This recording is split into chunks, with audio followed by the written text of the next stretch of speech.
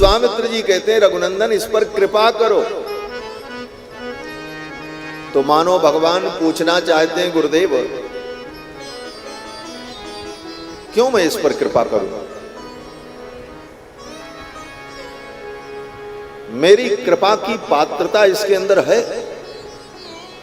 आप तो कह रहे हो कृपा करो, क्यों करें कृपा? कृपा भी किसी कारण से होती है। यद्यपि भगवान अकारण करुणा वरुणालय हैं, भगवान के विषय में कहा जाता है कि भगवान अकारण कृपा करते हैं, फिर भी भगवान कृपा का बहाना ढूंढते हैं। कोई बहाना बने तो मैं कृपा करूं। अकारण करुणा वरुणालय भगवान भी कृपा का बहाना ढूंढते हैं। कोई कृपा का बहाना बन जाए तो मैं कृपा कर दूं। अजामिल के ऊपर ऐसे ही तो कृपा किया। अजामिल ने अपने बेटे नारायण को बुलाया, नारायण बचाओ। जमराज के दूत आए, देख करके डर गया और अपने पुत्र को बुलाया, नारायण बचाओ। बस भगवान ने कहा बहाना बन गया, इसने मेरा नाम ले लिया। अरे ये तो अपने बेटे को बुला रहा था। अरे बोले बेटे को छोड़ो, नाम तो मेरा ही है। और इस बहाने भगवान ने उस पर कृपा कर दी। एक मलेच्छ था, लोटा लेकर के मैदान गया शौच के लिए, और ज्यों ही वो शौच करने बैठा तब तक उधर से एक सूअर आ गया और उस सूअर ने उसे मारा। मलेच्छ के लिए सूअर हराम होता है। जब उसने मारा तो उस मलेच्छ ने कहा हराम ने मारा, क्योंकि सूअर तो हराम है। बोले हराम ने मारा, और संजोग से उसी समय उसकी मृत्यु हो गई। जब मरा तो भगवान के पार्षद आ गए उसे लेने के लिए। भगवान ने कृपा कर दी। भगवान ने कहा चलो बहाना मिल गया। बोले क्या बहाना? बोले इसने जब हराम कहा तो उस हराम में राम शब्द आ गया, इसने मेरा नाम ले लिया, इसका कल्याण कर देना चाहिए। भगवान ने कल्याण कर दिया। ये कथा काल्पनिक नहीं है, वराह पुराण में ये कथा है। उस मलेच्छ का उद्धार कर दिया भगवान ने। क्यों? बोले हराम शब्द उसने कहा, हराम में राम आ गया। आज भी भक्त लोग गाते हैं, जवन हराम नाम कहीं तर गए, जवन हराम नाम कहीं तर गए सदन कसैया। भजोरे मन प्रेम से राम रघुरैया। भजोरे मन प्रेम से राम रघुरैया। भजोरे मन प्रेम से राम रघुरैया। हासिया रघुरैया। राम रघुरैया। हासिया रघुरैया। राम रघुरैया। हासिया रघुरैया। राम रघुरैया। हासिया रघुरैया। सिया रघुरैया। भजोरे मन प्रेम से राम रघुरैया। भजोरे मन प्रेम से राम रघुरैया। भजोरे मन प्रेम से भोजन करते तिन तिन बेरिया। मिश्री दूध मलैया। भोजन करते तिन तिन बेरिया। मिश्री। ये लाइन आप लोगों के लिए है। सवेरे से 3 बार खाए होंगे, है ना?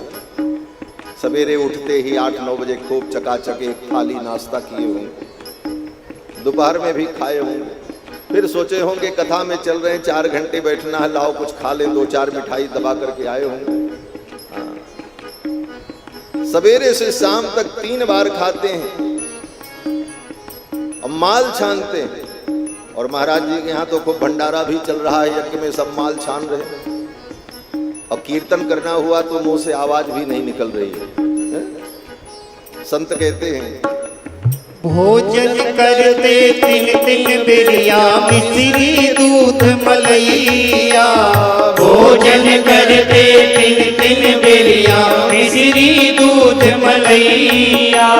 राम भजन में क्यों अलसाते, राम भजन में क्यों अलसाते, राम भजन में क्यों अलसाते, राम भजन में क्यों अलसाते। छिल छिल लेत जमैया भजो रे मन प्रेम से, राम रघुरैया भजो रे मन प्रेम से, राम रघुरैया भजो रे मन प्रेम से। मरा मरा कहे वाल्मीकि जी बन गए ब्रह्म गोसैया।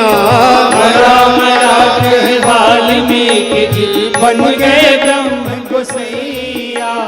मरा मरा कहे वाल्मीकि जी बन गए ब्रह्म गोसैया। मरा मरा कहे वाल्मीकि जी बन गए ब्रह्म गोसैया। जवन राम नाम कही कर गए, जवन राम नाम कही, अरे जवन राम नाम कही कर गए, जवन राम नाम कही कर गए सदन कसैया।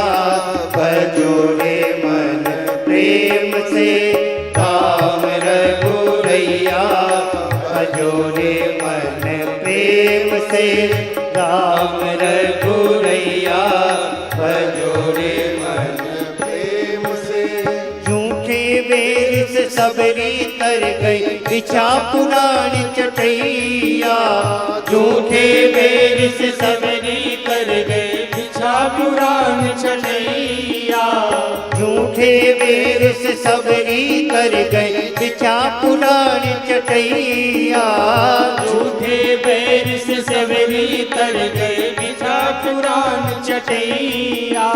चंदन चढ़ा के कुब्जा तर गई, चंदन चढ़ा के कुब्जा तर अरे चंदन चढ़ा के कुब्जा तर गई, चंदन चढ़ा के कुब्जा तर गई। केवट चढ़ा के लैया भजो रे मन प्रेम से, राम रघुरैया भजो रे मन प्रेम से, राम रघुरैया भजो रे मन प्रेम से, राम रघुरैया भजो रे मन प्रेम से।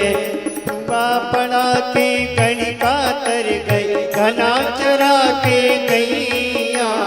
सुआ पढ़ा के गणिका तर गई, घना चरा के गैया। हुआ पड़ा के गणिका तर गई, घना चरा के गैया। सुआ पढ़ा के गणिका तर गई, घना चरा के गैया।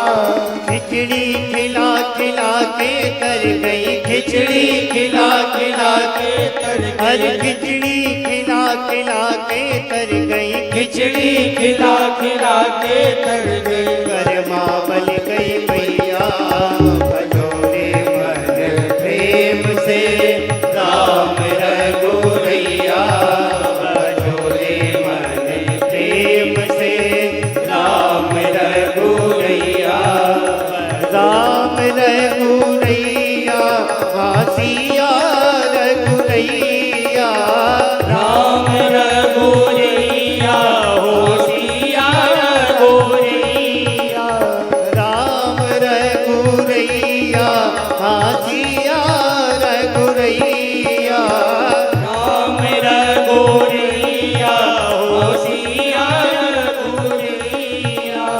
सिया रघुरैया भजो रे मन प्रेम से, राम रघुरैया भजो रे मन प्रेम से, राम रघुरैया भजो रे मन प्रेम से, भजो रे मन प्रेम से, भजो रे मन प्रेम से। बोलो श्री सीता रामचंद्र भगवान की जय। भगवान अकारण करुणा बर डाले, फिर भी भगवान बहाना ढूंढते, कोई बहाना मिल जाए मैं इसका उद्धार कर दूं। ये जीव इतना अभागा है कि भगवान को कोई बहाना भी नहीं मिलने देता। और ठाकुर जी बोले, ठाकुर जी तो बहाना ढूंढते रहते, कोई बहाना मिल जाए मैं इसका कल्याण कर दूं।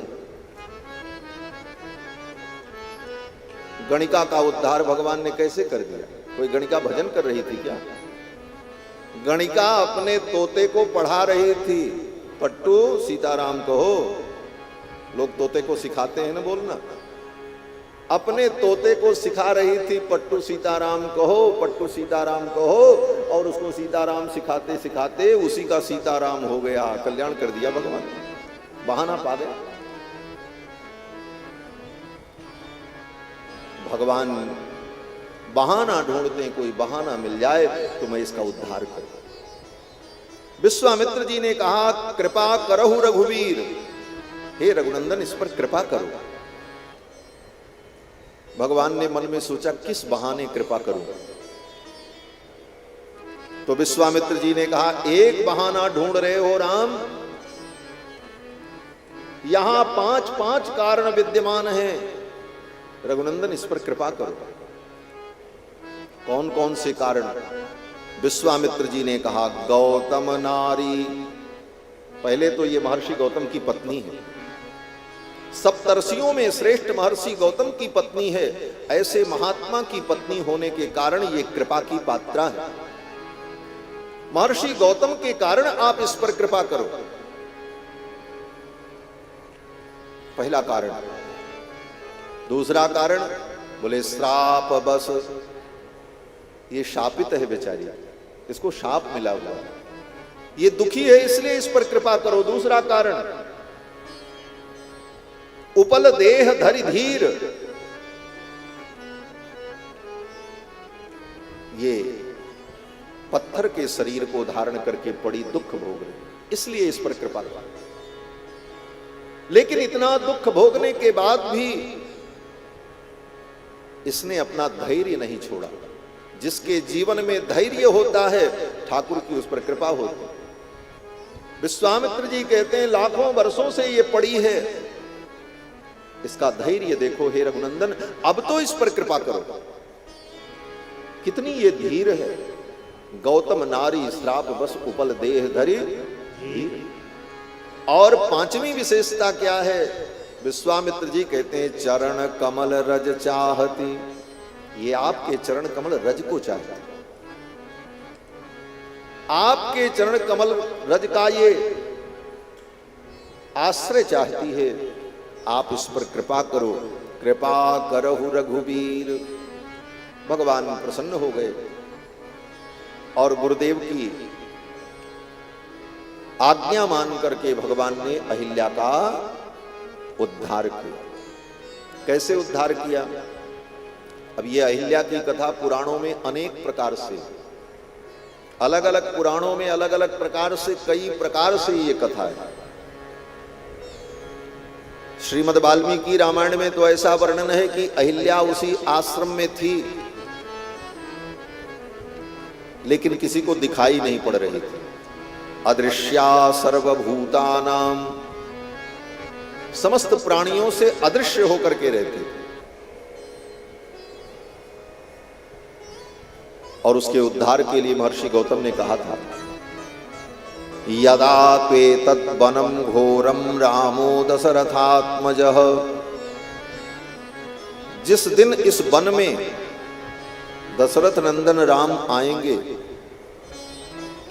उनके आगमन मात्र से तू पवित्र हो जाएगा। आगमिष्यति दुर्धर्षः तदा पूता भविष्यसि, जिस दिन राम यहां आएंगे, उनके आगमन मात्र से, उनके दर्शन से तू पवित्र हो जाएगा। और किसी पुराण में ऐसी भी कथा है कि अहिल्या नदी के रूप में थी। भगवान से विश्वामित्र जी ने कहा, इसका उद्धार करो। और भगवान ज्यों ही उस नदी के जल का स्पर्श करते हैं वो नदी गायब हो गई, अहिल्या अपने रूप में प्रकट हुई। अनेक प्रकार की कथाएं हैं। कल्प भेद हरिचरित सुहाए, भांति अनेक मुनीसन गाए। अनेक कल्प में अनेक प्रकार से भगवान के चरित्र हुए। यहां श्रीमद् रामचरितमानस में श्री गोस्वामी जी महाराज वर्णन करते हैं, अहिल्या शिला के रूप में विद्यमान थी। विश्वामित्र जी ने कहा अपना चरण रज इसे प्रदान करो। आपके चरण के स्पर्श से ये अहिल्या तर जाए। चरण कमल रज चाहे।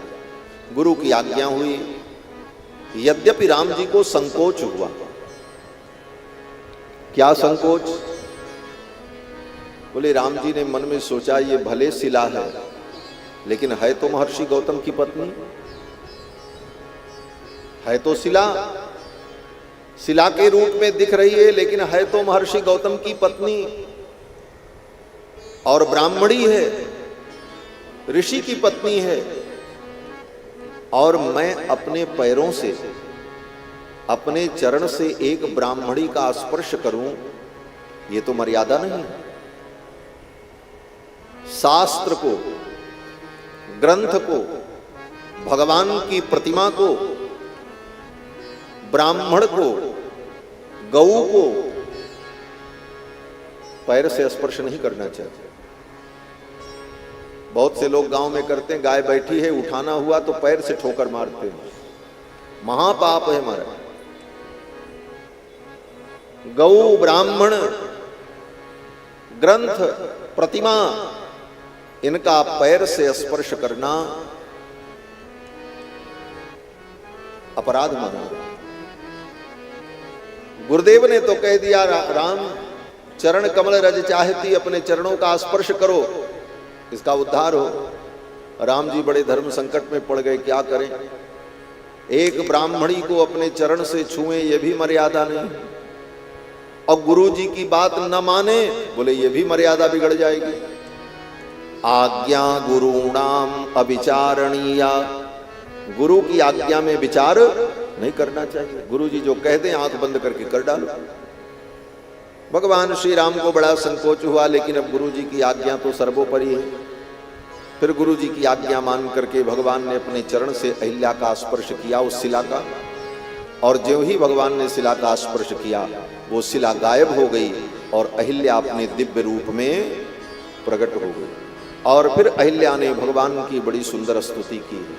परिसत पथ पावन शोक न सावन, प्रकट भई तब पुंज सही, देखत रघुनायक जन सुखदायक, सन्मुख होई कर जोरी रही, अति प्रेम अधीरा पुलक शरीरा, मुख नहीं आवे बचन कही, अतिशय बड़े भागी चरण लागी, जुगल नयन जलधार बही, धीरज मन कीना प्रभु पहुँचीना, रघुपति कृपा भगत पाई, अति निर्मल वाणी असुरी भारी, ज्ञान गम्य जय रघुराई, मैं नारिया पावन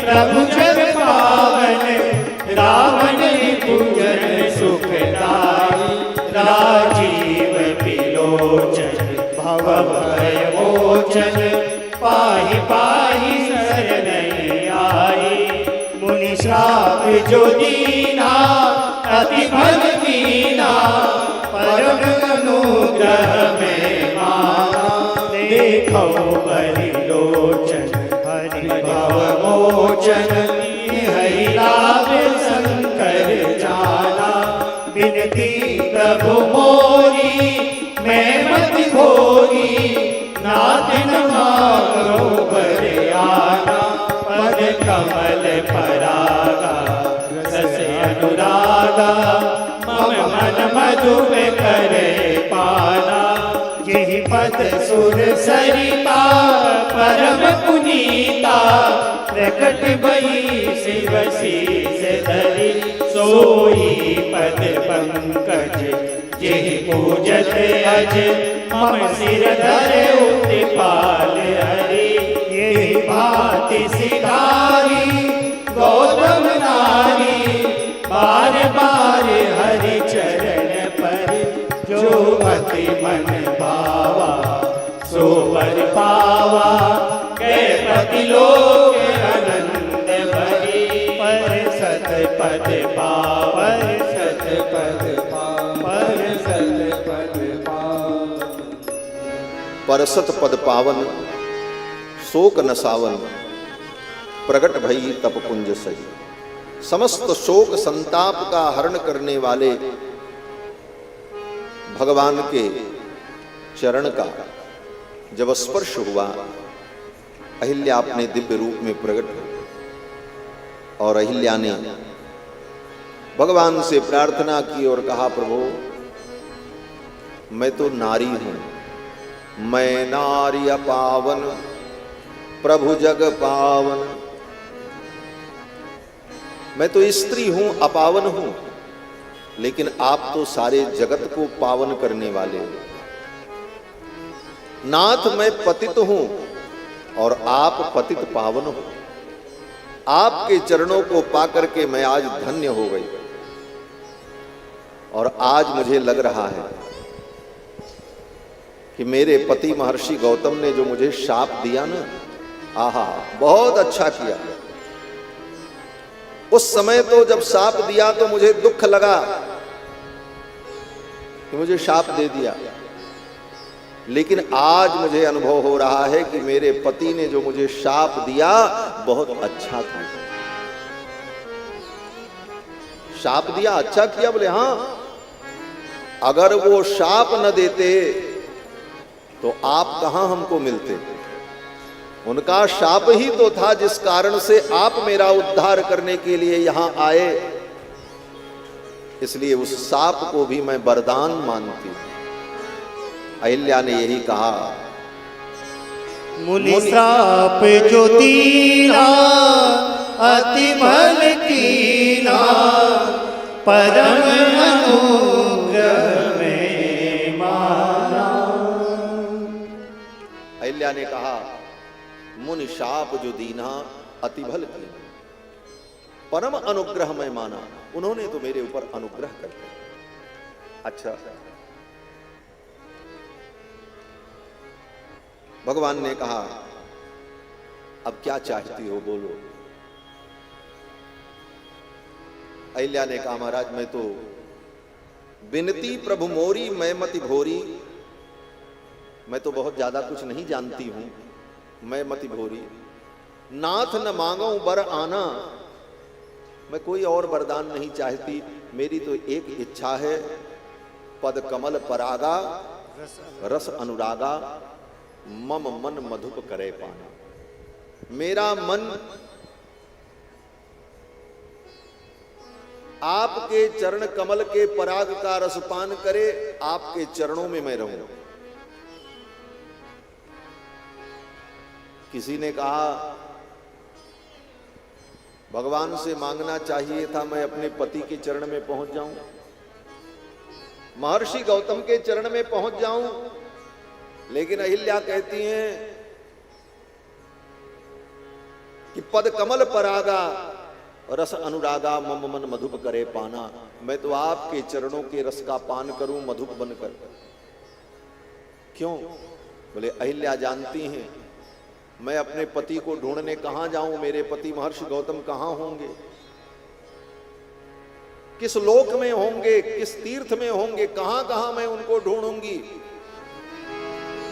हां, कहीं भी वो होंगे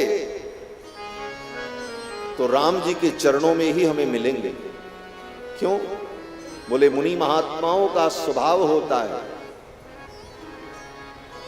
कि मुनि महात्मा अपने मन को चित्त को भगवान के ही चरणों में लगाते हैं। जावक जुग जुग पद कमल सुहाए मुनि मन मधुप रहत तिन छाए। भगवान के चरण कमल की सुंदरता को, रस को देखकर बड़े बड़े मुनि महात्माओं का मन भ्रमर बनकर उनके चरणारविंद में ही रहता है। अहिल्या ने सोचा मेरे पति महर्षि गौतम का मन भी भ्रमर बनकर इन्हीं के चरणों में है, तो मैं भी इनके चरणों का आश्रय पालूं। मेरे स्वामी भ्रमर बनकर के रहेंगे और मैं भ्रमरी बनकर के रहूंगी, मैं भी इनके चरणों में ही रहूंगी। मम मन मधुप करे पाना। और ये अहिल्या ने जब स्तुति की, वहीं पर महर्षि गौतम विद्यमान थे। गौतम जी वहीं बगल में खड़े थे। क्यों? बोले महर्षि गौतम बड़े प्रसन्नता से प्रतीक्षा कर रहे थे, आज मेरी परम पवित्र अहिल्या मुझे प्राप्त हो। जिन चरणों से गंगा प्रकट होती हैं, जो तीनों लोकों को पावन करती हैं, उन चरणों का स्पर्श प्राप्त करके अहिल्या परम पवित्र होकर मुझे प्राप्त होगी। ऐसी अहिल्या को मैं प्राप्त करूंगा, इस उत्साह में महर्षि गौतम वहीं खड़े थे। और ज्यों ही अहिल्या का उद्धार हुआ, महर्षि गौतम भी वहीं थे। अहिल्या को देखकर महर्षि गौतम बड़े प्रसन्न हुए और यही भांति सिधारी गौतम नारी, बार बार हरि चरण परी। जो अति मन भावा सो बर पावा, गए पति लोक आनंद। पति के साथ, महर्षि गौतम के साथ अहिल्या उत्तम लोक को चली। बोले यहां तो लिखा है गई पतिलोक आनंद भरी। पति के लोक गई, पति के लोक गई, लेकिन पति के साथ गई। बोले साथ लिखा है? बोले हाँ। गोस्वामी जी महाराज कहते हैं, तुलसी जिनकी धूलि परसि अहिल्या तरी, गौतम सिधारे गृह गवनो सो लवाई। अहिल्या का उद्धार हुआ। श्री गोस्वामी जी महाराज यहां पर अपने मन के भाव को कहते हैं, अस प्रभु दीन बंधु हरि, कारण रहित दयाल। नारायण। अस प्रभु दीन बंधु हरि, कारण रहित दयाल। अस प्रभु दीन बंधु हरि, कारण रहित दयाल। तुलसीदास सठते ही भजो, छाड़ कपट जंजाल। तुलसीदास सठते ही भजो, छाड़ कपट जंजाल। छाड़ कपट जंजाल, छाड़ कपट जंजाल। भगवान श्री रघुनंदन की महती कृपा से इस पवित्र कार्यक्रम में अनेकानेक विशिष्ट महापुरुष कृपा करके पधार रहे हैं। आज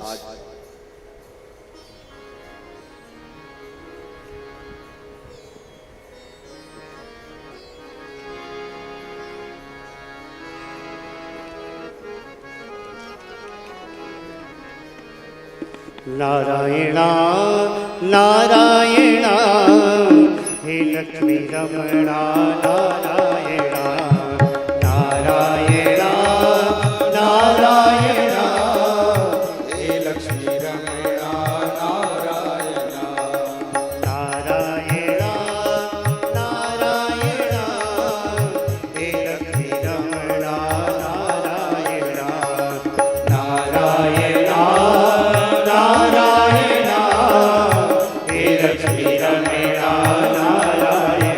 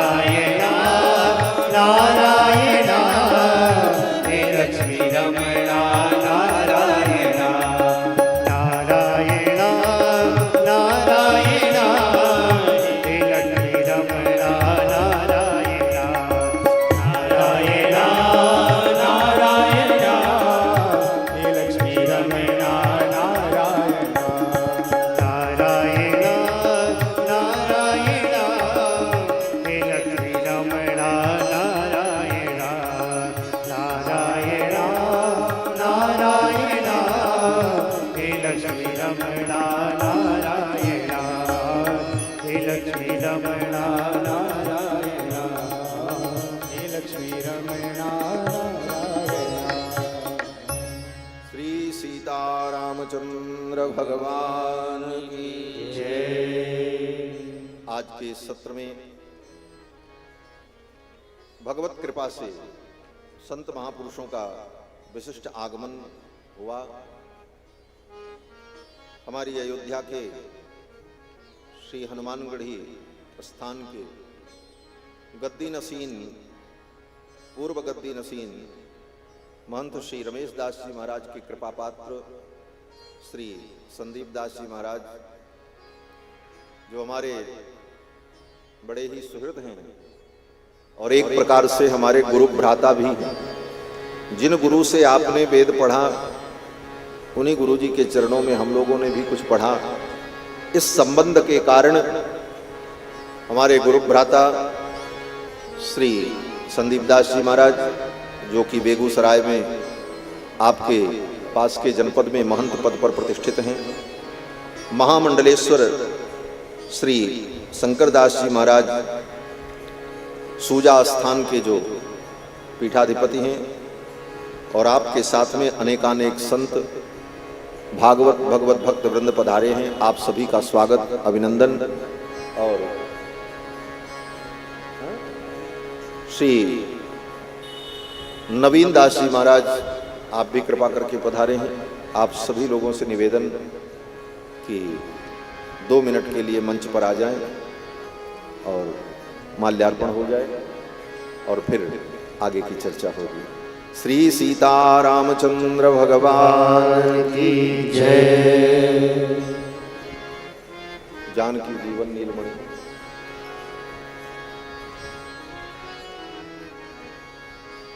रघुनाथ सवरिया प्यारे, रघुनाथ सवरिया प्यारे, रघुनाथ सवरिया प्यारे, रघुनाथ सवरिया प्यारे। श्री जानकी जीवन नीलमणि रघुनाथ सवरिया प्यारे। श्री जानकी जीवन रघुनाथ सवरिया प्यारे, रघुनाथ सवरिया प्यारे, रघुनाथ सवरिया प्यारे, रघुनाथ सवरिया प्यारे, रघुनाथ सवरिया प्यारे। श्री जानकी जीवन नीलमणि रघुनाथ सवरिया प्यारे। श्री जानकी जीवन नीलमणि रघुनाथ सवरिया प्यारे, श्री जानकी जीवन नीलमणि रघुनाथ सवरिया प्यारे। श्री जानकी जीवन नीलमणि रघुनाथ सवरिया प्यारे। रघुनाथ सवरिया प्यारे, जय हो। रघुनाथ सवरिया प्यारे, रघुनाथ सवरिया प्यारे, रघुनाथ सवरिया प्यारे।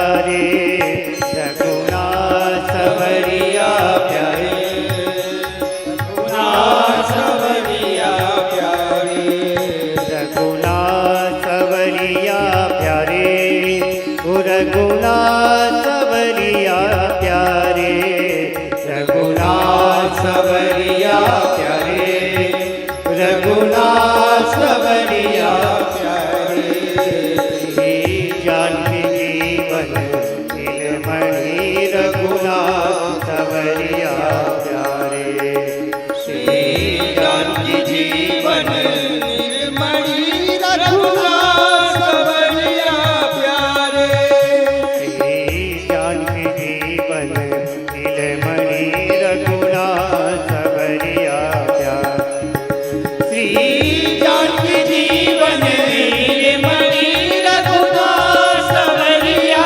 प्यारे श्री जानकी जीवन नीलमणि रघुनाथ सवरिया प्यारे जानकी जीवन नीलमणि रघुनाथ सवरिया प्यारे गोपाल मुरलिया वाले गोपाल मुरलिया वाले गोपाल मुरलिया वाले गोपाल मुरलिया वाले श्री राधा जीवन नीलमणि गोपाल मुरलिया वाले श्री राधा जीवन नीलमणि गोपाल मुरलिया वाले श्री राधा जीवन नीलमणि गोपाल मुरलिया वाले श्री राधा जीवन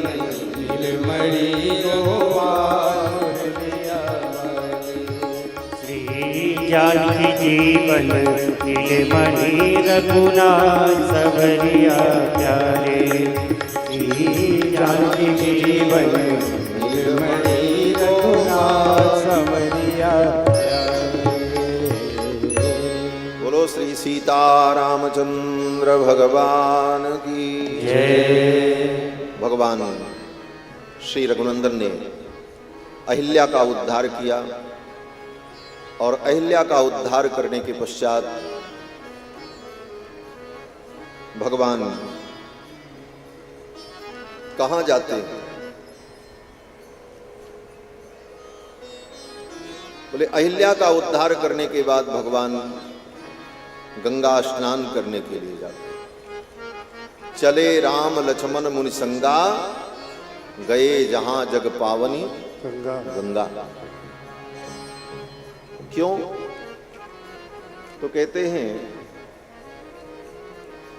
कि गुरुदेव विश्वामित्र के कहने पर भगवान ने अहिल्या का उद्धार तो कर दिया, लेकिन रघुनाथ जी को बड़ा संकोच लगा, मन उदास हो गया, मन प्रसन्न नहीं हुआ। क्यों मन उदास हुआ? बोले राम जी को मन में लगा ये मैंने क्या किया, एक ब्राह्मणी को अपने पैरों से हमने छुआ, हम क्षत्रिय कुमार हैं और एक ब्राह्मण स्त्री को हमने चरण से छुआ, इस बात का राम जी को पश्चाताप होने लगा और इस पश्चाताप के कारण राम जी का मन थोड़ा उदास हो गया, चेहरे की प्रसन्नता थोड़ी कम हो गई। ऐसा क्यों हुआ? कहते राम जी का ये सील है, स्वभाव है, इस गुण का नाम है शील गुण। भगवान कितने शील निधान हैं, इसी गुण को महर्षि वाल्मीकि ने अपने रामायण में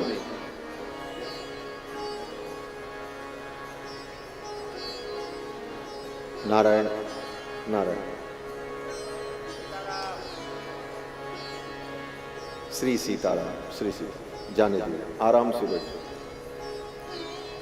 भगवान का ये जो शील गुण है, संकोची स्वभाव, इस गुण को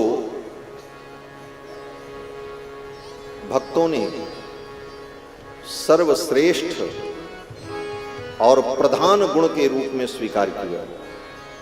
भगवान में बहुत गुण हैं, अनंत गुण हैं, लेकिन उन अनंत गुणों में सबसे प्रधान गुण जो भगवान का है वो शील है, सुशीलता, सौशील्य। इसी को महर्षि वाल्मीकि ने गुणवान शब्द के द्वारा कहा है। वाल्मीकि जी ने जब पूछा नारद जी से, कोन्वस्मिन् सांप्रतम लोके गुणवान कश्च वीर्यवान धर्मज्ञश्च कृतज्ञश्च सत्यवाक्यो दृढ़व्रता। तो गुणवान कहने से तो सारे गुण आ गए, लेकिन फिर एक एक गुणों की अलग अलग भी चर्चा की। चारित्रेण चको युक्तः सर्वभूतेषु कोहितः विद्वान कः समर्थश्च कश्चैक प्रियदर्शनः आत्मवान को जित क्रोधो इत्यादि। लेकिन ये सब कहने के पहले कहा गुणवान। तो रामायण के विद्वान महापुरुषों ने चिंतन किया, ये गुणवान जो है ये स्वयं एक गुण है। गुणवान एक स्वयं गुण है। बोले हाँ। बोले कौन सा गुण है? बोले यही सौशील्य गुण है। और भगवान के सौशील्य गुण का बार बार भक्त लोग चिंतन करते हैं। गुण्यते आवर्त्यते पुनः पुनः आश्रितैहि। आचार्य कहते हैं कि भगवान के आश्रित भक्त भगवान के जिस गुण का बार बार अनुशीलन करते हैं वो गुण क्या है? बोले सौशील्य। वो गुण भगवान का सौशील्य गुण है। भगवान बड़े सुशील हैं और इस गुण के कारण ही ठाकुर जी को संकोच होने लगा कि मैंने अहिल्या को चरण से छुआ। इस गुण का वर्णन करते हुए श्री गोस्वामी जी महाराज बड़ी सुंदर पंक्ति लिखते हैं। सुन सीता पति शील सुभाऊ, सुन सीता पति शील सुभाऊ, मोदे नमन तन पुलक नयन जल, मोदे नमन तन पुलक नयन जल, सोनर के हर खाओ, सोनर के हर खाओ, सुन सीता पति शील सुभाऊ, सुन सीता पति शील सुभाऊ।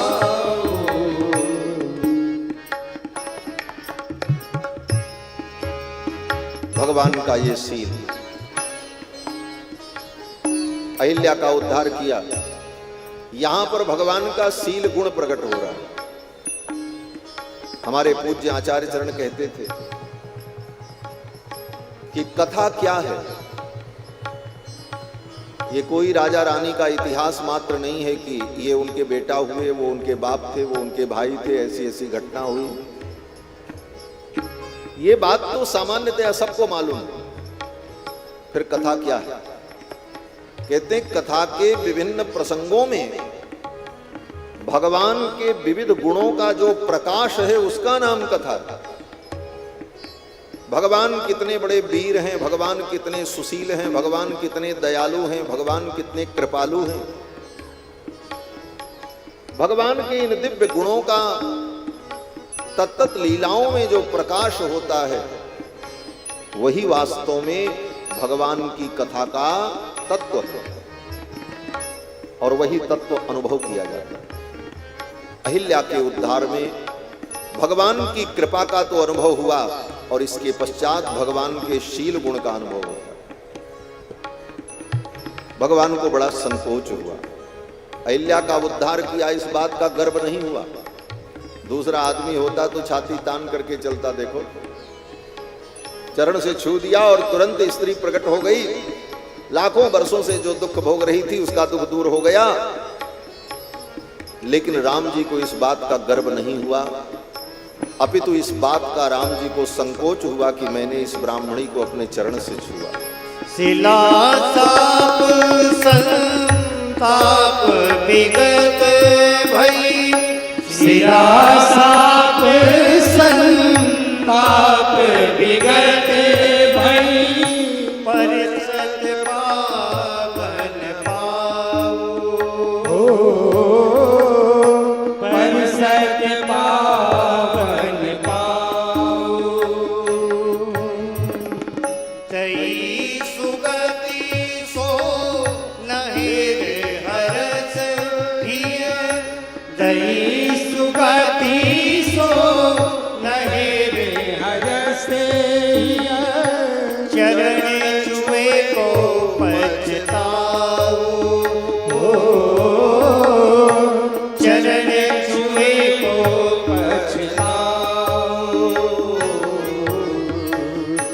सुन सीता पतिशील सुभाऊ, सुन सीता पतिशील सुभाऊ, सुन सीता पतिशील सुभाऊ, सुन सीता पतिशील।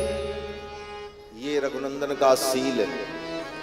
चरण छुए को पछताऊ, पश्चाताप हुआ राम जी। अब ये पश्चाताप दूर कैसे हो?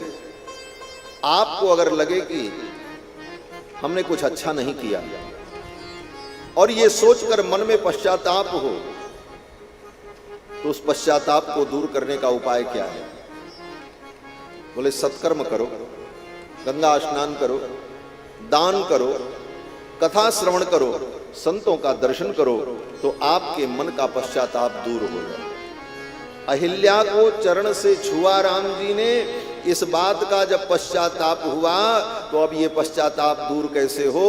तो राम जी वहां से कहां चले? बोले गंगा जी के तट पर पहुंचे। बोले अब पहले गंगा स्नान करें। आगे की चौपाई यही कहती है, चले राम लक्ष्मण मुनि संगा, गए जहाँ जग पावन गंगा।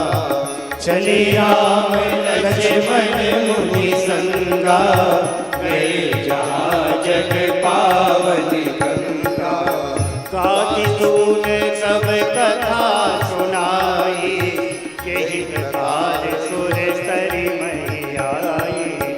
गाति सुन सब कथा सुनाई, यही प्रकार सुर सरी महआई।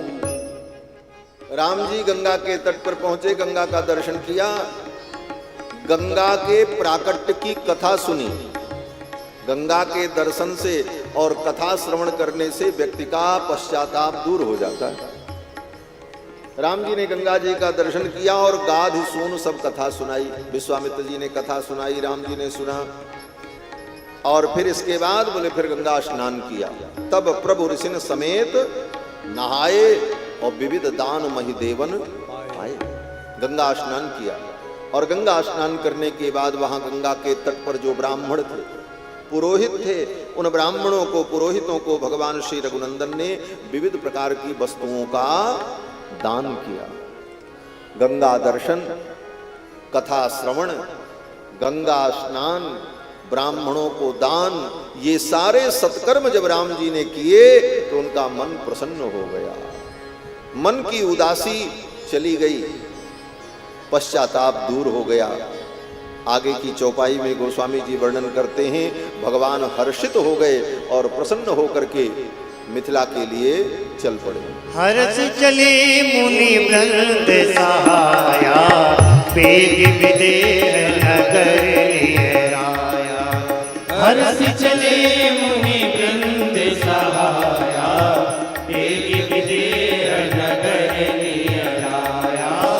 वेग विदेह नगर निराया, वेग विदेह नगर निराया। वेग विदेह नगर नियर आया। विदेह नगर सन्निकट आ गया। बहुत से लोग कहते हैं महाराज इसमें गोस्वामी जी ने अंग्रेजी शब्द का प्रयोग किया है। बोले क्या? बोले नियर आया, नियर आ गया, नजदीक आ गया। लेकिन ये अंग्रेजी का प्रयोग नहीं है, ये शुद्ध अवधी का प्रयोग है। हमारे अवधी में नजदीक को कहते हैं नियर, नियर आया। मिथिला जब पहुंचे तो एक सुंदर अवराई देखकर विश्वामित्र जी अपनी मुनिमंडली के साथ वहीं रुक गए। सूचना श्री जनक जी महाराज को मिली, विश्वामित्र महामुनि आए, समाचार मिथिलापति पाए। श्री जनक जी को सूचना मिली विश्वामित्र जी आए हैं। तो श्री जनक जी महाराज अपने परिकरों को लेकर विश्वामित्र जी का दर्शन करने के लिए, उनके स्वागत के लिए चल पड़े। विश्वामित्र जी को मालूम है कि सूचना पहुंचेगी तो जनक जी अपने परिकरों को लेकर के आएंगे। और विश्वामित्र जी ने सोचा मेरे राम का यश बढ़े, मेरे राम की कीर्ति बढ़े, इसका उपाय मुझे करना चाहिए। क्या उपाय? बोले राम अगर यहां रहेंगे और जनक जी अपने परिकरों के सहित आएंगे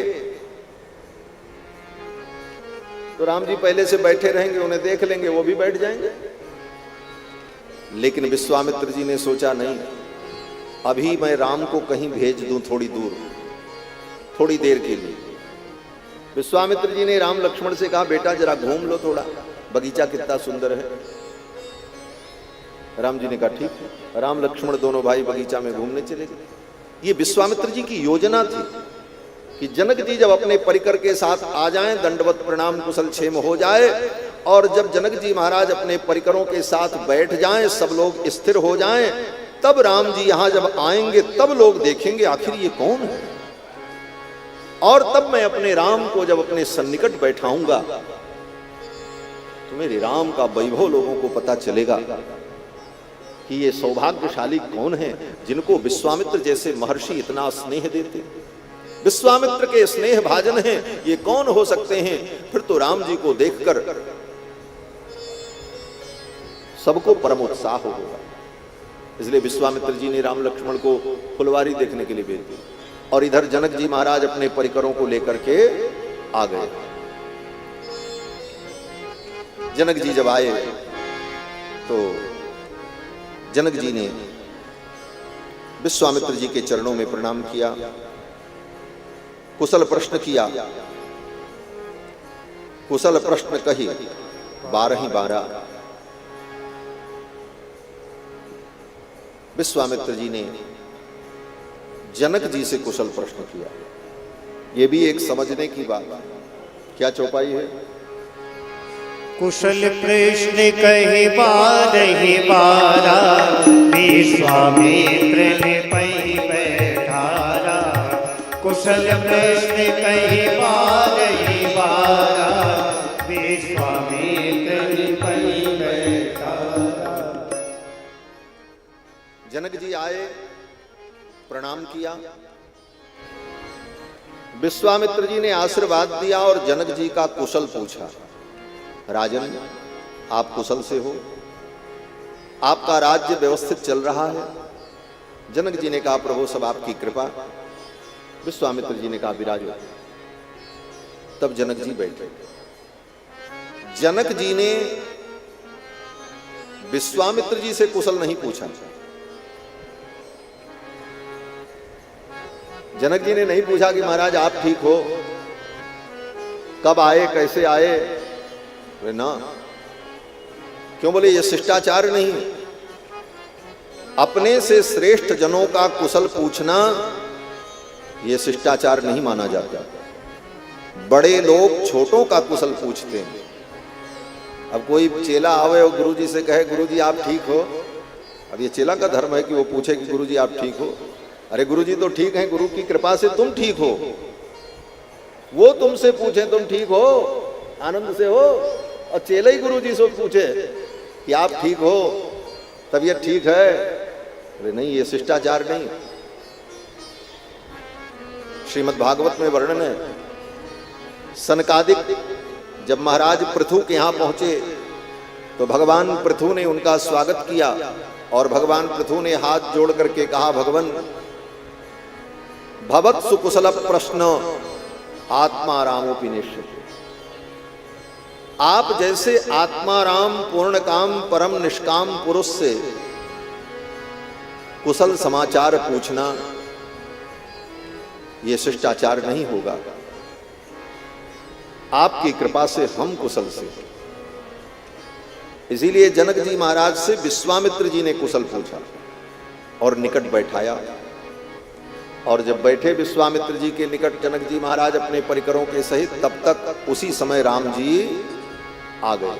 तेहि अवसर आए दो भाई, तेहि अवसर आए दो भाई, गए रहे देखन फुलवाई, गए रहे देखन फुलवाई। श्याम गौर मृदु बयस किशोरा, श्याम गौर मृदु बयस किशोरा, लोचन सुखद विश्वचित चोरा, लोचन सुखद विश्वचित चोरा।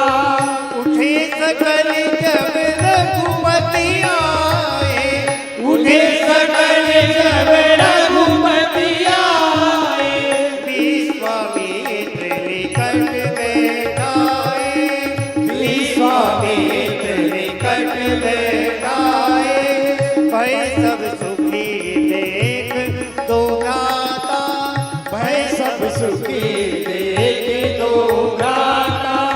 पारि बिलोचन पुलकित गाता, पारि बिलोचन पुलकित गाता।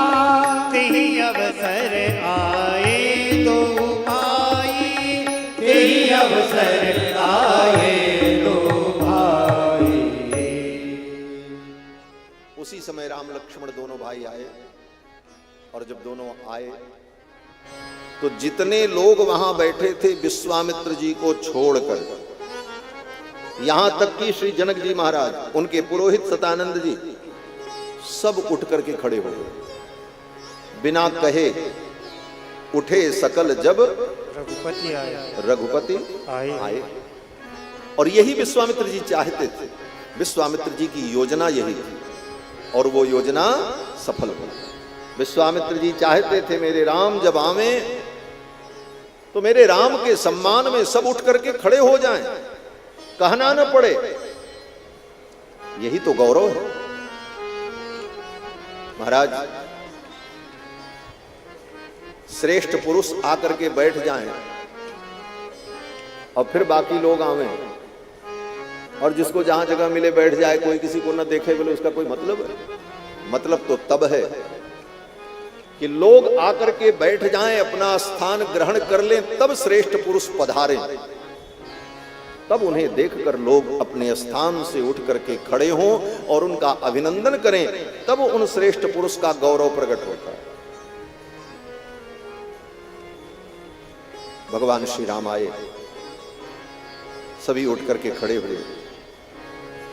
ये तो जो हुआ सो हुआ ही। उसके बाद नहले पे दहला हो गया। बोले क्या? बोले विश्वामित्र जी ने उन दोनों को बुला करके अपने बगल में बैठे। अब तो देखने वाले की आंखें फटी की फटी रह गई। ये बालक और विश्वामित्र जी ने अपने बगल, अपने सन्निकट बुला करके बैठाया। इसका मतलब है ये कोई अति विशिष्ट व्यक्तित्व है। अब तो सभी लोग सब बात भूल गए और सब राम जी को निहारने लगे अपलक नेत्रों से। और जनक जी की क्या स्थिति हुई, गोस्वामी जी महाराज वर्णन करते हैं। मूर्ति मधुर मनोहर देखी, मूर्ति मधुर मनोहर देखी, भयउ विदेहु विदेहु विषेखी, भयउ विदेहु विदेहु विषेखी।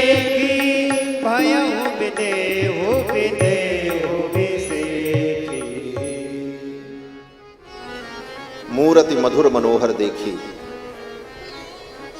मधुर और मनोहर दो विशेषताएं हैं। मधुर इसलिए हैं कि इनका तो सब कुछ मधुर ही है। मधुराधिपते रखिलम मधुरम। और वो मधुरता कैसी है? बोले मन का हरण करने वाली। जनक जी महाराज तो देखते ही रह गए, भयो विदेह विदेह विशेषी। जनक जी विदेह हो गए, विशेष विदेह हो गए। और कुछ देर देखने के बाद जनक जी ने कहा, जनक जी से रहा नहीं गया, सब बात खत्म, पिछली चर्चाएं वहीं छूट गईं। और जनक जी ने कहा, महाराज पहले आप ये बताओ, कहूं नाथ सुंदर दो बालक, ये दोनों सुंदर बालक कौन है? मुनिकुल तिलक के नृपकुल पालक, ये मुनि कुमार हैं कि नृप कुमार? मुनि के साथ आए हैं इसलिए लग रहा है मुनि कुमार है, लेकिन कंधे पर धनुष बाण धारण किए हुए हैं, क्षत्रिय वेश है, इसलिए लग रहा है ये नृप कुमार है। और तो और ब्रह्म जो निगम नेति कहीं गावा, कहीं ऐसा तो नहीं? जिस ब्रह्म को वेद न इति कह करके गान करता है, वे ब्रह्म वेद वेद्य परमात्मा दो रूपों में तो नहीं आ गए? क्योंकि मेरा मन सहज वैराग्य रूप है, लेकिन इनको देख करके मेरा मन थकित हो रहा है। मेरा मन इनकी ओर खिंचा चला जा रहा है और मेरा मन कह रहा है, जनक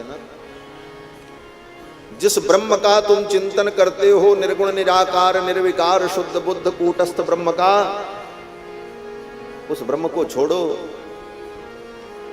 इन सगुण साकार ब्रह्म का दर्शन करके परमानंद की प्राप्ति करो। इन्हीं विलोकत अति अनुरागा, बरबस ब्रह्म सुख ही मन त्यागा। जनक जी ने कहा, गुरुदेव आप मेरे संदेह को दूर करें। जनक जी के वचनों को सुनकर के विश्वामित्र जी ने कहा, राजन तुम्हारी वाणी अलीक नहीं हो सकती, ये सबको प्रिय है। और तुम्हारी वाणी अलीक नहीं हो सकती, तुमने जो कहा कि ब्रह्म ही दो रूपों में तो नहीं आ गया, तो तुम जैसा सोच रहे हो ना राजन, वैसा ही है। विश्वामित्र जी ने तो यही कहा, कहे मूलि बेहसे कहो नृपली का, कहे मूलि बेहसे कहो नृपली का, वचन तुम्हारे न होए अली का, वचन तुम्हारे न होए अली का। ये प्रिय सब ही जहाँ लगे प्राणी, ये प्रिय सब ही जहाँ लगे प्राणी, ये प्रिय सब ही जहाँ लगे प्राणी, ये प्रिय सब ही जहाँ लगे प्राणी। मन मुस्काई राम सुनिबानी, मन मुस्काई राम सुनिबानी, मन मुस्काई राम सुनिबानी, मन मुस्काई राम। विश्वामित्र जी ने कहा, राजन वचन तुम्हार न होई अली का, तुम्हारी वाणी लीक से हटकर कुछ कहे ऐसा नहीं हो सकता। तुम्हारी वाणी जो कह रही वही है, ये सबको परम प्रिय है। इतना सुनते ही राम जी ने सोचा, अब तो गुरुदेव हमारी पोल पट्टी खोल देंगे, ये सबको बता देंगे मैं ब्रह्म हूं परमात्मा हूं। अरे बता देंगे तो क्या गड़बड़ है? आप ब्रह्म हो, परमात्मा हो, सारी दुनिया जान जाए? राम जी ने सोचा नहीं, जब तक रावण का वध न हो जाए तब तक मेरा ईश्वरत्व गोपनीय ही बना रहे तो अच्छा है। कारण,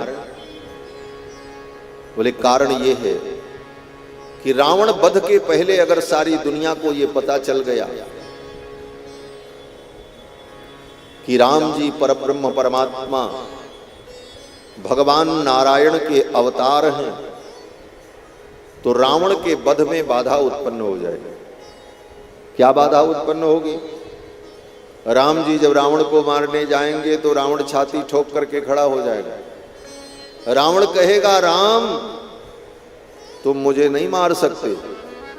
बोले क्यों? बोले तुम मनुष्य नहीं हो, तुम नर नहीं हो, तुम तो नारायण हो। मुझे तो नर मार सकता है, क्योंकि रावण ने यही वरदान मांगा था, हम काहू के मरहि न मारे, बानर मनुज जाति दुई बार। रावण छाती ठोक करके खड़ा हो जाएगा, कहेगा आप मुझे मार नहीं सकते, क्योंकि आप नर नहीं हैं, आप तो नारायण हैं। और अगर आपने हमें मारा तो ब्रह्मा जी की अदालत में मैं याचिका दायर कर दूंगा। ब्रह्मा जी ने संविधान बनाया है, मुझे बंदर और मनुष्य छोड़ करके तीसरा कोई मार नहीं सकता। आप बंदर नहीं हो, आप मनुष्य नहीं हो, आप तो साक्षात नारायण हो। इसलिए भगवान श्री रामावतार में बार बार अपने ईश्वरत्व को छिपाते हैं। और कृष्णावतार में, बोले कृष्णावतार में बार बार भगवान कहते हैं कि हमसे बड़ा कोई भगवान ही नहीं। राम जी तो ब्रह्मा जी को भी पट्टी पढ़ा देते हैं। ब्रह्मा जी ने आकर के कहा, जगत सर्वम शरीरम ते स्थैर्यम ते वसुधातलम एक श्रृंग वराहस्त्वम। आप ही एक श्रृंग को धारण करने वाले वराह हैं, आपने ही भूदेवी का उद्धार किया। जगत सर्वम शरीरम ते, ये सारा संसार आपका शरीर है,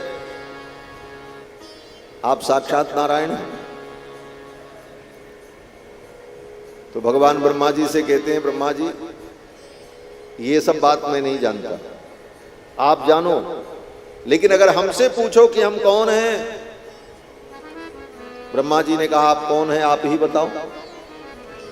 तो भगवान ने कहा कि आत्मानं मानुषम मन्ये। श्रीमद् वाल्मीकि रामायण में राम जी यही कहते हैं, आत्मानं मानुषम मन्ये रामं दशरथात्मजम। मैं अपने को मनुष्य मानता हूं। रामम, मेरा नाम राम है, और मैं दशरथ जी का बेटा हूं। बस मैं इतना ही जानता हूं। राम जी यही कहते हैं। और कृष्णावतार में, बोले कृष्णावतार में बिना पूछे ही भगवान कहते रहते हैं, हाँ हमसे बड़ा भगवान कोई नहीं। अर्जुन को गीता का उपदेश कर रहे हैं और भगवान कहते हैं, अर्जुन उस परमात्मा की शरण में जाओ, तमेव शरणं गच्छ सर्वभावेन भारत। अर्जुन ने कहा, वो परमात्मा कौन है? भगवान कहते हैं, मत्तः परतरम नान्यत् किंचित् अस्ति धनंजय। हे धनंजय, मुझसे परे कोई परमात्मा नहीं है, सबसे बड़ा भगवान मैं ही हूं। माम एकम शरणम ब्रज, मेरी शरण में आ जाओ। मनमना भव मद भक्तो मद याजी माम नमस्कुरु। भगवान कहते हैं, मुझसे बड़ा कोई भगवान नहीं, मेरी शरण में आओ। कृष्णावतार में बार बार भगवान स्वयं कहते हैं कि मैं परमात्मा हूं, ईश्वर हूं। और श्री रामावतार में, बोले रामावतार में कोई कहता भी है कि आप भगवान हो, तो राम जी कहते हैं, नहीं नहीं, हम तो दशरथ जी के बेटा हैं बस। कारण, बोले यही कारण। द्वापर में भगवान अपने को बार बार भगवान इसीलिए कहते हैं कि कलयुग आने वाला है, और कलयुग में गली गली में नकली भगवान घूमेंगे। भगवान ने सोचा कलयुग में नकली की भीड़ आ जाएगी, इसलिए असली को भी अपना प्रचार करना पड़ता। इसलिए भगवान ने कहा पहले से जान लो मुझसे बड़ा कोई भगवान नहीं है, मेरे अतिरिक्त कोई अगर अपने को भगवान कहता है तो उसके चक्कर में मत पड़ना। हाँ, आज कलयुग में भगवान की कमी नहीं महाराज। 60-65 भगवान पूरे भारत में घूम रहे हैं जो अपने को भगवान कह रहे हैं, हम भगवान। कुछ तो मर गए, कुछ जेल में बंद हैं, कुछ को कैंसर हो गया और कुछ निपट गए। तो महाराज भगवान श्री राम कहते हैं मैं तो दशरथ जी का बेटा हूं। अब विश्वामित्र जी ने जब कहा कि वचन तुम्हार न हो अली का, तब राम जी ने सोचा अब गुरु जी को हम कैसे मना करें। गुरु जी को टोकें ये भी ठीक नहीं, अपने से बड़े लोग कुछ बोल रहे हो तो बीच में टोकना भी नहीं चाहिए। और ये तो सारी बात अब बता ही देंगे। तब भगवान ने क्या किया, बोले भगवान मुस्कुराने लगे। मन मुस्काहि राम सुनी बानी। क्यों मुस्कुराए राम जी? बोले राम जी का जो मुस्कुराना है ना, ये माया है। जब भगवान मुस्कुराते हैं तो भगवान की माया अपना काम शुरू कर देती है। हासम जनोन्माद करी च माया। भगवान की जो हंसी है, जो मुस्कुराहट है, वो भगवान की माया है। माया हास बाहु दिगपाला। और भगवान की माया क्या करती है? बोले भगवान की माया कुछ भी कर सकती है। भगवान की माया अघटित घटना पटीयसी है, वो अघटित घटना को भी घटित कर सकती है। भगवान मुस्कुराए और भगवान की माया ने अपना काम किया। क्या काम किया? बोले विश्वामित्र जी का स्टेटमेंट बदल गया। अभी तक तो विश्वामित्र जी कह रहे थे वचन तुम्हार न हो अली का, और ज्यों ही राम जी मुस्कुराए, विश्वामित्र जी ने राम जी की ओर देखा और तुरंत विश्वामित्र जी ने अपनी बात बदल दी। और विश्वामित्र जी ने कहा रघुकुल मणि दशरथ के जाए, मम हित लागी नरेश पठाए।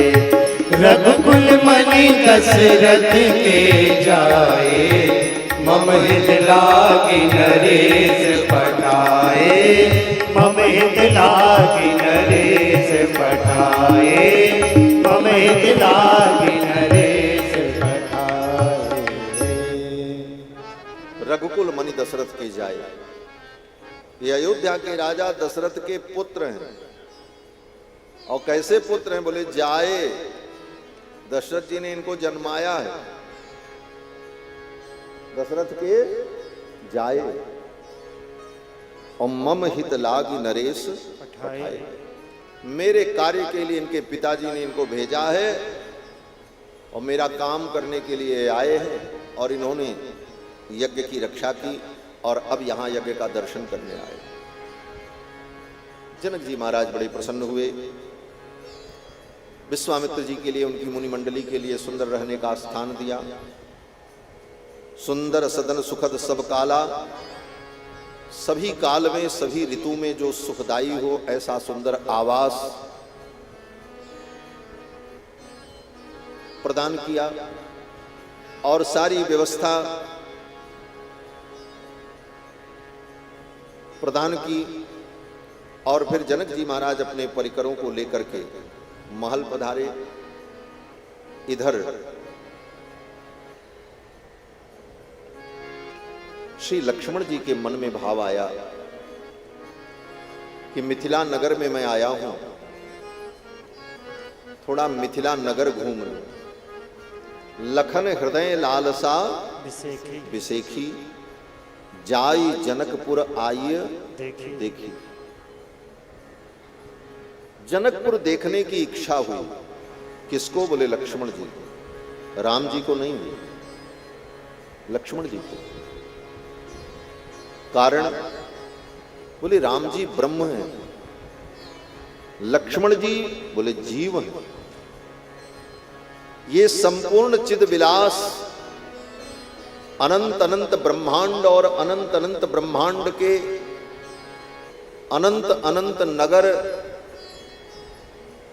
ग्राम, देश, ये सब परब्रह्म परमात्मा का विलास है, उन्हीं की रचना है। तो स्वयं व्यक्ति ने जो रचा है उसको स्वयं देखने की क्या इच्छा हो, और वो रचने वाला सर्वज्ञ, उसे सब पता है। इसलिए राम जी को नगर देखने की इच्छा नहीं हुई। इच्छा किसको हुई? बोले लक्ष्मण जी। लखन हृदय लालसा विशेष, लेकिन संकोच के कारण लक्ष्मण जी कह नहीं पाए। राम जी लक्ष्मण जी के मन के भाव को जान गए, और राम जी ने विश्वामित्र जी से कहा, गुरुदेव, नाथ लखन पुर देखन चाही, नाथ लखन पुर देखन चाही, प्रभु सकोच कर प्रकट लखाई, प्रभु सकोच प्रकट लखाई। जो राउर आयसु में पावो, जो राउर आयसु में पावो, नगर दिखाई तुरंत ले आओ, नगर दिखाई तुरंत ले आओ। भगवान ने कहा, गुरुदेव, लक्ष्मण को नगर देखने की इच्छा है, अगर आपकी अनुमति मिल जाए तो मैं साथ में जाऊं और नगर दिखाए तुरंत ले आओ। नगर दिखा करके लेकर के आ जाऊंगा। नगर देखने की इच्छा लक्ष्मण जी को हुई, और राम जी कहते मैं दिखा करके लेकर के आ जाऊंगा। ये हमारे आपके लिए बहुत बड़ा उपदेश है। इस संसार में आए हो, इस संसार के नगर को, संसार की सुंदरता को, शोभा को देखकर आपके मन में ये आए कि हम नगर देखें, दुनिया देखें, दुनिया में क्या क्या है। कहते हैं देखो, लेकिन अकेले देखने मत निकलो, ये माया का संसार है। अगर अकेले इस संसार को देखने के लिए निकलोगे, अपनी आंखों से संसार देखोगे, तो ये संसार तुम्हारे लिए बंधन का कारण बन जाएगा। इस संसार को देखो, लेकिन अकेली अपनी आंखों से नहीं, अपने ठाकुर जी की आंखों के साथ देखो। ठाकुर भी साथ में हो, और भगवान अगर साथ में रहेंगे तो संसार की माया तुम्हें बंधन में नहीं डाल सकती। इसीलिए लक्ष्मण राम जी ने कहा, आपकी अनुमति हो जाए तो मैं जाऊं और नगर दिखाए तुरंत ले आओ। जब भगवान साथ में रहते हैं तो जीव सारा संसार देख लेता है, सब कुछ अनुभव कर लेता है, कहीं उसे बंधन नहीं होता। और भगवान को छोड़कर अकेले देखने गया संसार, तो संसार में वो फंस जाता है। यही जीव की गति है। इसलिए राम जी ने कहा, नगर दिखाए तुरंत ले आओ। विश्वामित्र जी ने कहा, हाँ राम, जरूर जाओ। लेकिन लक्ष्मण को नगर दिखाना,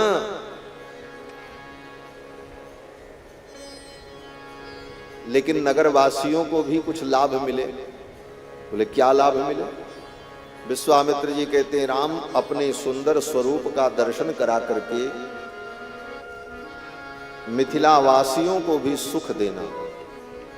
जाई देख आवहु नगर सुख निधान दो भाई, करहु सुफल सबके नयन सुंदर बदन दिखाई। नगर घूमने का मतलब क्या है? विश्वामित्र जी कहते हैं, घूमने जाने का मतलब ये होता है कि आप जाओ नगर देखने। आप तो नगर देखो, लेकिन इतने सज संवर करके जाओ कि नगर के लोग आपको देखें, तब घूमने का मजा है। आप घूमने गए, आपने सब देखा, लेकिन आपको किसी ने नहीं देखा, आपके तरफ किसी की दृष्टि अटकी नहीं। बोले तब घूमने का कोई मतलब नहीं। इसलिए व्यक्ति घूमने जाता है तो सज संवर करके जाता है। अरे दुनिया भी तो देखे हमको, हम दुनिया देखने निकले, दुनिया भी हमको देखे।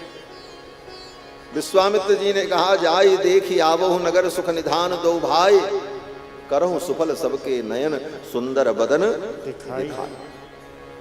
गुरुदेव की आज्ञा पाकर के राम जी चल पड़े, कुमार लक्ष्मण साथ में। जब नगर भ्रमण के लिए चले, चारों तरफ मिथिला में हल्ला मच गया। क्या? बोले विश्वामित्र जी के साथ जो दो बालक आए हैं, वो दोनों कुमार नगर भ्रमण करने के लिए निकले हैं और गलियों में घूम रहे हैं। अब तो लोग अपने अपने घर से निकल के दौड़ पड़े, किस गली में है, कहां है, हम भी तो देखें।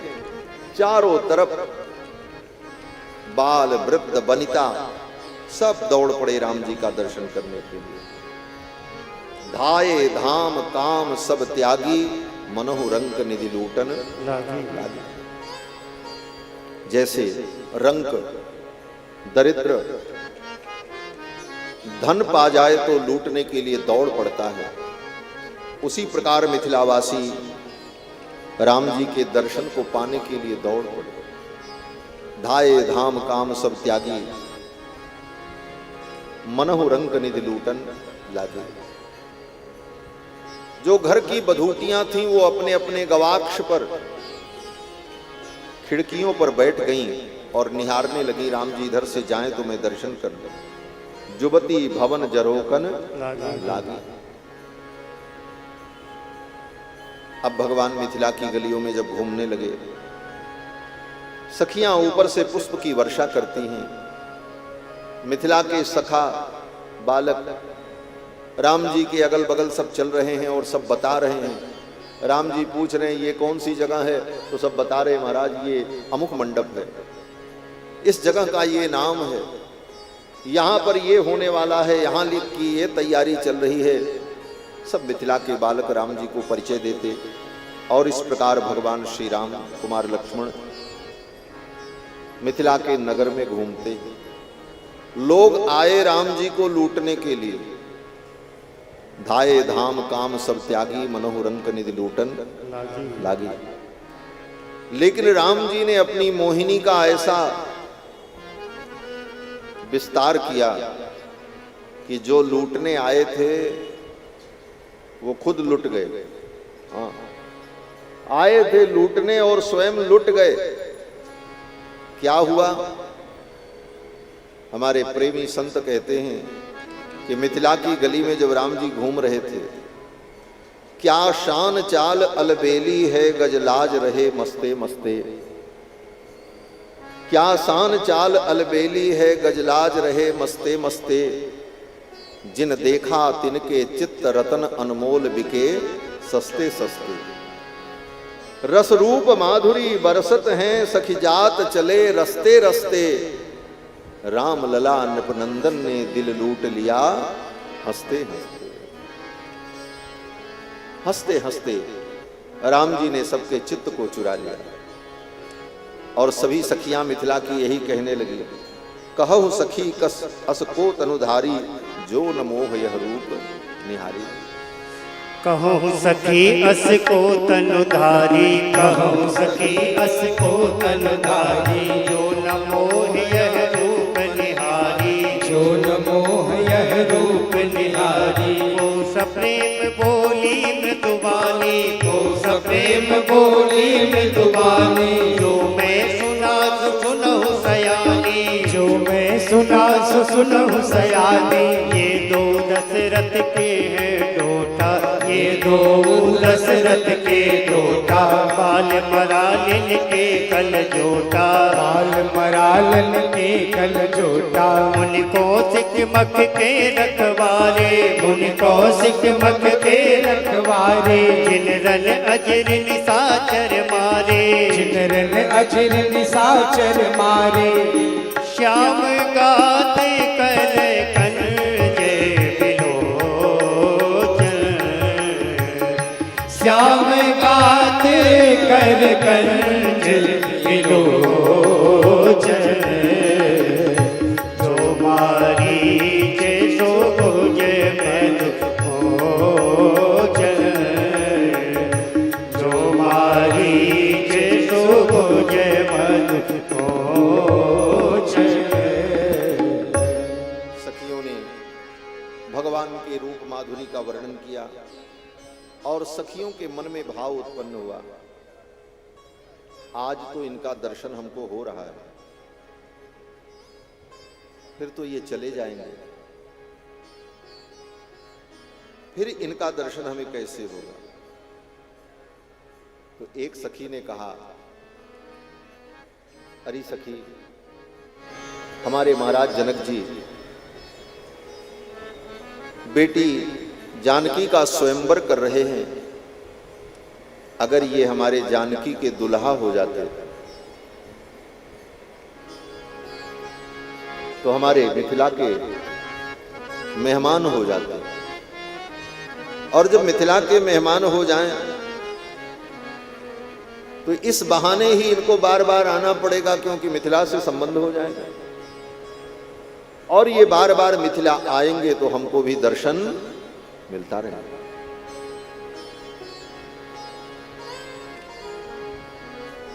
मिथिला की सखियों का भाव और वृंदावन की गोपियों का भाव, दोनों में बड़ा अंतर है। वृंदावन की गोपियां भगवान के सौंदर्य माधुर्य को देख करके मुग्ध होती हैं, लेकिन साथ साथ उनका भाव क्या है, बोले कृष्ण मेरे प्रियतम हो जाए। वो स्वयं कृष्ण को अपना प्रियतम बनाना चाहते हैं, और सब गोपियों के मन में यही भाव है। वेद व्यास जी कहते हैं ना कि और सभी गोपियों ने कृष्ण को प्रियतम बनाने के लिए मेरे पति बन जाएं व्रत किया। कात्यायनी महामाये महायोगिन्नधीश्वरी नंदगोप सुतम देवी पतिम में कुरुते नमः, इनको मेरा पति बना दो। एक दो नहीं सब, हेमंते प्रथमे मासी नंदब्रज कुमारिका, नंदब्रज की जितनी कुमारी कन्याएं थी, कुमारिका सब कृष्ण को प्रियतम के रूप में चाहती हैं। सबको अपना सुख प्रिय है, कृष्ण मेरे प्रियतम हो जाए, मेरे पति हो जाए। लेकिन मिथिला की सखियां तो बड़ी विलक्षण है।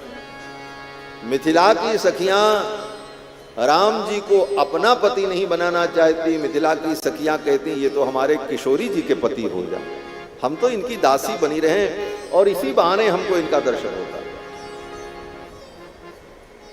अपनी किशोरी के लिए, जानकी जी के लिए राम जी को चाहती है, और ये नाता हो जाएगा कबहू कि ये आवई यही नाते, और इसी नाते इनका आना जाना होगा, तो इनका दर्शन हमें प्राप्त होगा।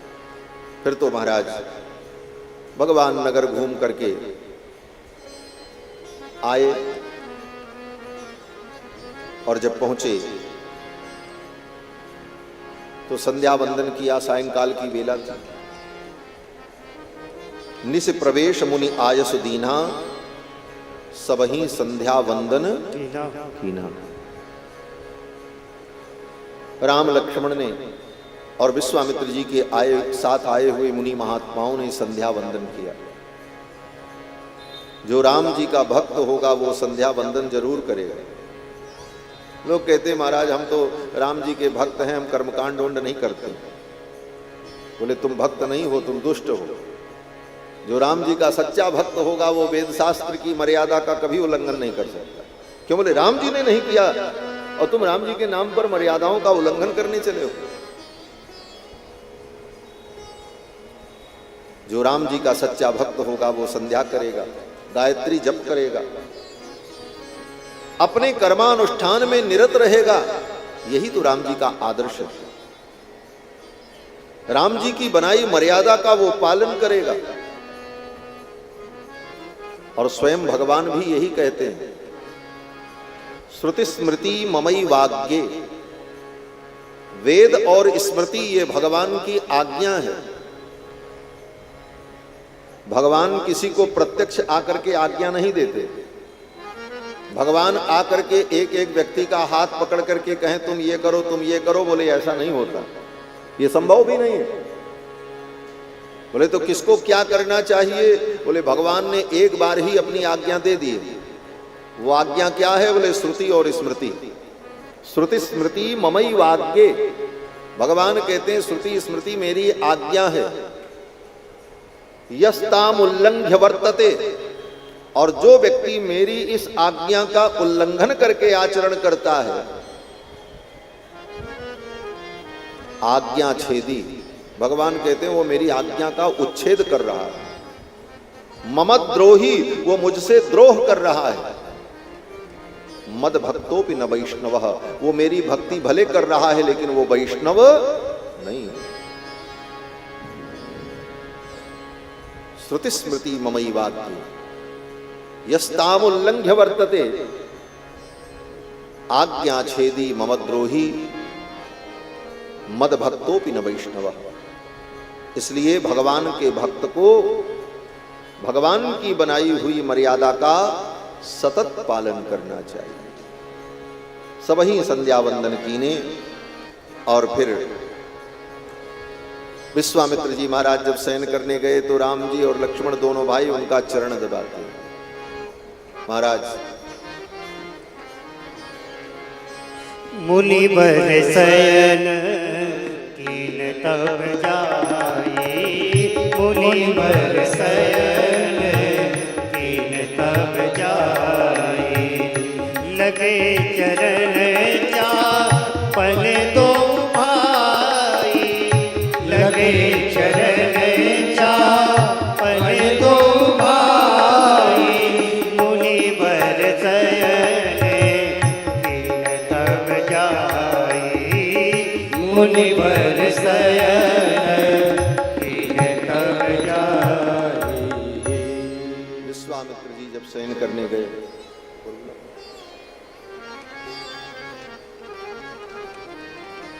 पधारो।